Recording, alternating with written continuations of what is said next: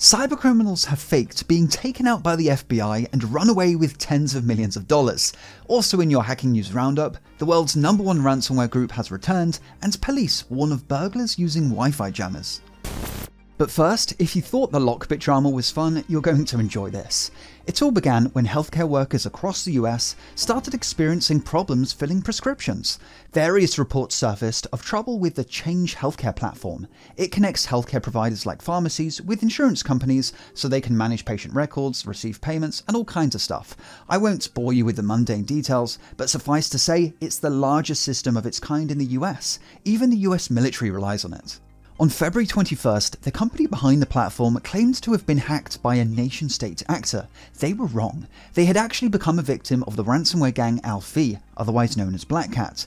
The group brags on their dark website that they stole 6 terabytes of highly sensitive data before encrypting their systems, rendering them unusable. Needless to say, this was all very inconvenient for the healthcare giant, as well as the 70,000 pharmacies across the US that use their software, forcing them to resort to pen and paper. Eventually, the healthcare company seems to have caved into pressure and paid a ransom of 350 Bitcoin, roughly $22 million. This represents one of the largest ransom payments of all time. However, the company isn't even admitting to paying it. But I mean, the transaction is on the blockchain, public for all to see. Regardless, in light of the payment, Black Cat deleted the data they stole, provided decryption keys, and everything went back to normal, right? Well, no. Black Cat, like other ransomware gangs, operates on an affiliate model. The core group handles developing the malware and negotiating with victims, and other hackers sign up to be affiliates. They're the ones tasked with actually hacking into and infecting victims. Affiliates typically get 80 to 90% of the overall ransom, but in this case, the affiliates didn't get even a single Satoshi. Instead, they posted an angry message to a cybercrime forum claiming to have been scammed by Black Cat. They explain how the ransomware gang kept delaying their payments until ghosting them entirely and going dark. But then, something strange happened. An FBI seizure notice appeared on Black Cat's dark website, which I guess would explain their disappearance. The group has finally been busted by the feds. Well, not so fast. Cybersecurity researchers noticed an interesting detail. If we hit F12 and have a look at the image of the various law enforcement insignia, instead of just logo.png, it's in a folder that has the same name as the title of the page, _files. This is clear evidence that this seizure page we're seeing is a complete fake. It's just been copy-pasted from a totally different law enforcement operation. We know this because when you save a page using the Tor browser, it'll automatically put all the images into a folder which has the same name as the page's title, _files. Back in December, Black Cat did actually suffer a law enforcement takedown. The page we're seeing today is simply a copy of that. The feds have totally denied having anything to do with this, confirming that Black Cat has essentially faked their own takedown and run into the sunset with that $22 million. I don't know what the group was thinking here, as if this stunt was going to fool anyone for more than 5 minutes. Usually exit scams, as they're called, are pulled by dark web marketplaces when the sum of their customers' deposits reaches a certain amount that the gang behind the operation can't help themselves but to run away with.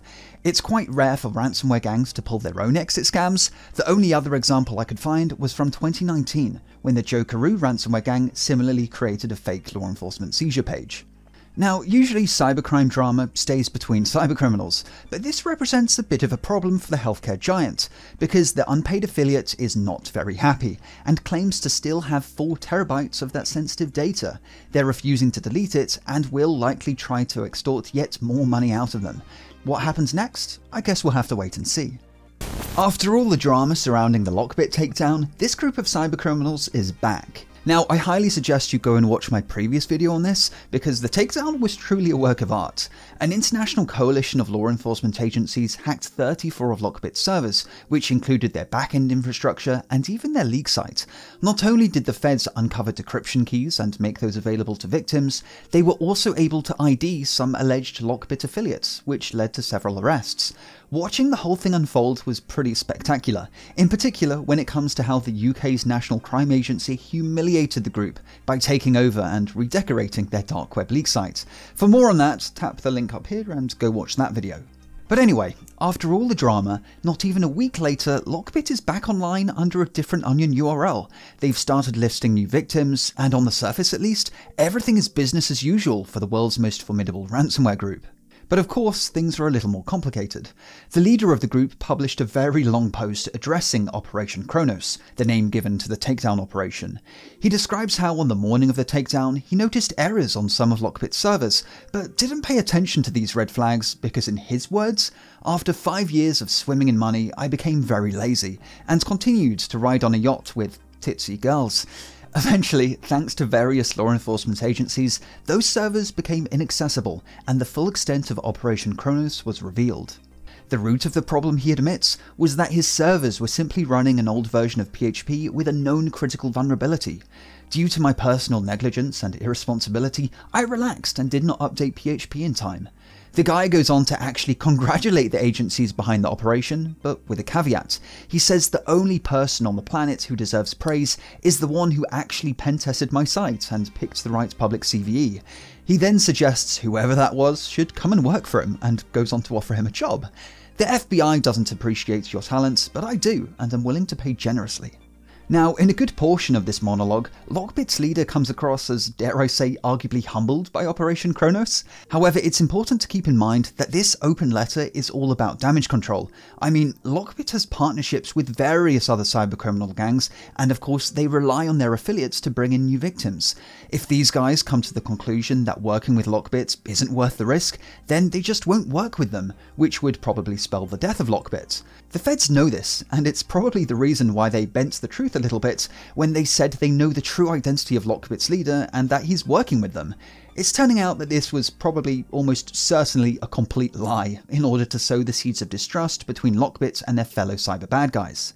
LockBit's leader goes on to say that Operation Kronos didn't go as far as the feds would have us believe, and that their backup servers went completely untouched because they just weren't running the vulnerable version of PHP. On top of that, when it comes to those decryption keys nabbed by the feds, they only managed to grab 1,000 keys out of a total 20,000, and that going forward, LockBit's going to change how those keys are stored on their servers, so any future hack will mean the feds won't grab any. Other changes include greater decentralization of their admin panels, so there isn't just one master admin panel that, if compromised, gives the feds access to pretty much everything. LockBit's leader goes on to claim that the FBI only launched Operation Kronos in response to their ransomware attack on Fulton County in Georgia. Their reasoning is that the stolen documents contain a lot of interesting things about Donald Trump's court cases that could affect the upcoming US election. Now, I was pretty excited about the release of these juicy documents, but just before the countdown timer hit 0, the Fulton County post completely disappeared from LockBit's leak site. Usually this means that the victim has paid a ransom, but county officials claim no such ransom was paid, and rather the county is slowly putting their systems back together without the help of a decryption key. The reality is that Operation Kronos probably did manage to delete these Trump court documents, assuming LockBit even had them in the first place, and that the group's claim of them deciding not to leak the documents because a ransom was paid is probably just total BS, in order to create a narrative minimizing the damage law enforcement managed to inflict. After all, if a ransom was paid, LockBit could easily prove it by publishing the transaction ID. But anyway, LockBit's leader has also announced that he's going to be attacking the government sector more often, because, as he claims, by attacking the gov sector, you find out whether the FBI has the ability to attack back. He also confirms just how much money he's made. The FBI states that my income is over $100 million.